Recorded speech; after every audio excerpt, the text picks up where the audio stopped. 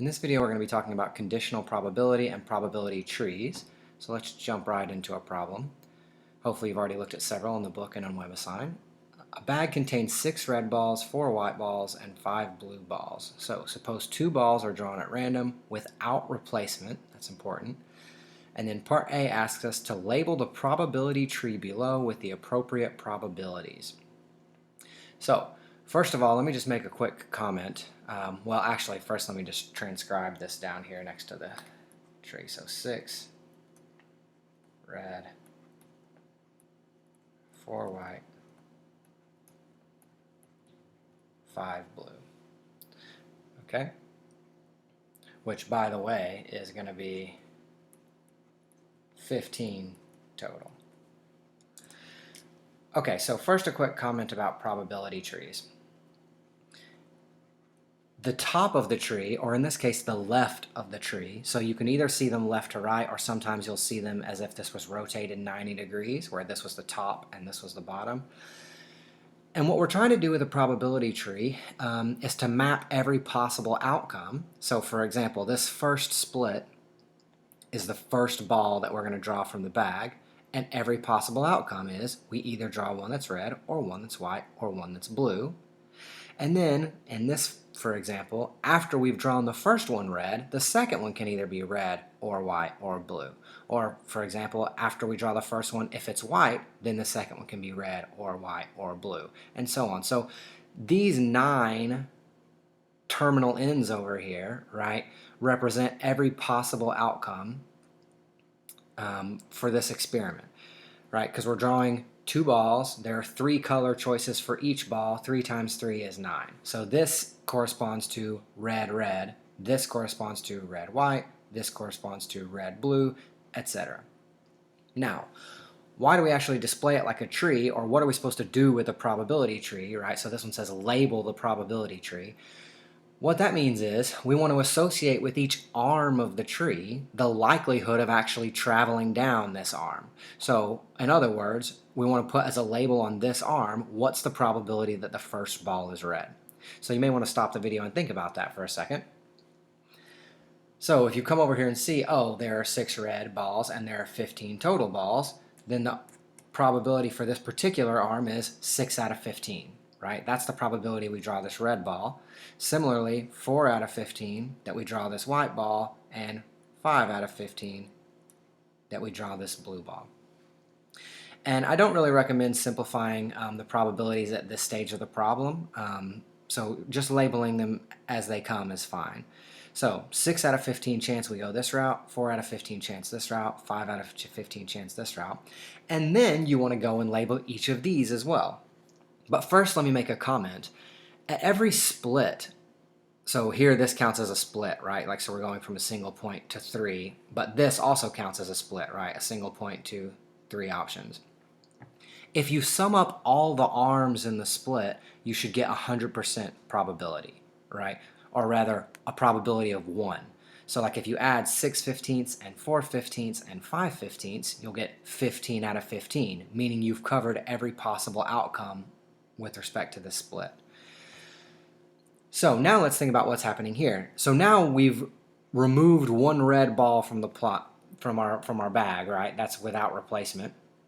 So we've removed 1 red ball. So what's the probability of drawing a second red ball? Okay, so there used to be 6 red, but we took 1 away. So now there are 5 possible red balls. And instead of having 15 total balls, we took 1 away, there's only 14 total balls. So 5 out of 14 is what goes on this list. And then we didn't draw a white ball yet, so there are still all 4 of them. And there are 14 balls in the bag, so 4 out of 14. And then for blue, we still have all 5 blues, and there are 14 balls in the bag. So this is the probability that once you're at this step, what's the likelihood of taking the next step? Okay, so after you've already drawn a red, the probability of drawing the second red is 5 out of 14, or the probability after you've drawn a red of drawing a white is 4 out of 14. And again, if you sum these up, right, 5 plus 4, that's 9, plus 5 is 14, 14 out of 14, 100% chance, right, that one of these is going to happen. So you may want to pause the video and see if you can fill in the rest of these 6 arms if you want. So let's go ahead and do this now. So we drew a white one. So the probability of drawing red is going to be 6 out of 14, right? Because all 6 red are left and there are 14 balls. Probability of white will be 3 out of 14 because we started with 4, but we drew one of them the first time. And blue will be 5 out of 15. And similarly down here, if you draw blue first, it'll be 6 out of 14 chance of red, 4 out of 14 chance of white, and 4 out of 14 chance of blue. And again, you can check that if you add up all 3 of these, you should get 14 out of 14, or if you add up all 3 of these, you should get 14 out of 14. So now we've got a labeled probability tree, and there are a couple of things we can do with this. For example, if you want the probability of drawing a white ball and then a blue ball, then you can multiply these two probabilities together to get the probability of this outcome. Okay, so like for example, if you want to see how likely it is to get this out of all your 9 possible outcomes, it would be 4/15 times 5/15. And in general, you just multiply every arm you have to travel down. So here's the beginning of the experiment. Nothing has happened. Then you take this arm, that's the 4/15, and you're going to multiply it by this arm, 5/15. And if there were another layer on this tree, you would multiply it by the next arm. So in this case, you should get 20 over 225. Those are both divisible by 5, right? Which we could have realized back here and said, oh, this is really 1 out of 3. So this should be 4 out of 45 if we cancel the 5 from these. So that's the probability of drawing white and then blue. You could also add to that the probability of drawing blue and then white to get the total probability of getting 1 white and 1 blue, right? Because this outcome is 1 white and 1. This outcome is 1 blue and 1 white. This outcome is 1 white and 1 blue, and you could add these two together to get the probability of getting a white and a blue. Now, I'm just doing a little bit of explanation here. That's not what this problem actually asked us to do. We're just supposed to label the probability tree. And then in part 2, use the probability tree from part A to find the probability that the second ball is red, assuming the first ball is white. Okay, so in terms of, so let's label these. This is the first is white. And this will be called R2, will be the second is red. Then what we're looking for in terms of conditional probability is the probability that the second ball is red, so the probability of R2 given that the first ball is white. So remember, this vertical bar represents conditional probability, and what's on the right is the thing you know has happened already, and what's on the left is the event you were trying to figure it out. So this is what it looks like in symbols, what this question is asking us. And we want to use our probability tree from part A to answer this. Now, in terms of a probability tree, conditional probability means you're going to ignore all the arms that come before the outcome that you know already happened. So let me say that again. We know the first ball is white, right? Assuming the first ball is white. So where is that in our probability tree? That's this, right? So we can ignore everything that happens over here, and we can ignore everything that happens over here, and we can ignore the probability of this happening because we already know it happened.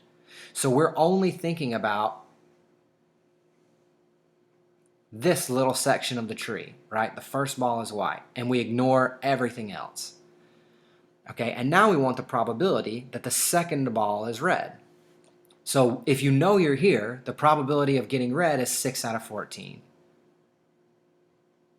Right? Because you can either get red or white or blue, and these are the probabilities associated with each of those things happening. So in this case, it's just 6 out of 14, but you should always simplify a final answer. So 3/7. So if you already have the probability tree, answering this problem is very straightforward, right? You've already got the answer, you just have to know where to look. But if you don't have a probability tree, it can be kind of tricky to think about, like, find the probability the second ball is red, assuming the first ball is white. You have to recognize that that's a conditional probability, and then you have to think about what's actually happening. So a probability tree can give you, even if the problem doesn't explicitly ask you to construct one, it can give you a nice visual way to think about what's actually happening in the problem. So in this case, the probability was 3/7. In general, if you have a probability tree and you want to know how likely a certain outcome is, you just multiply the probabilities of the appropriate branches to get to that outcome.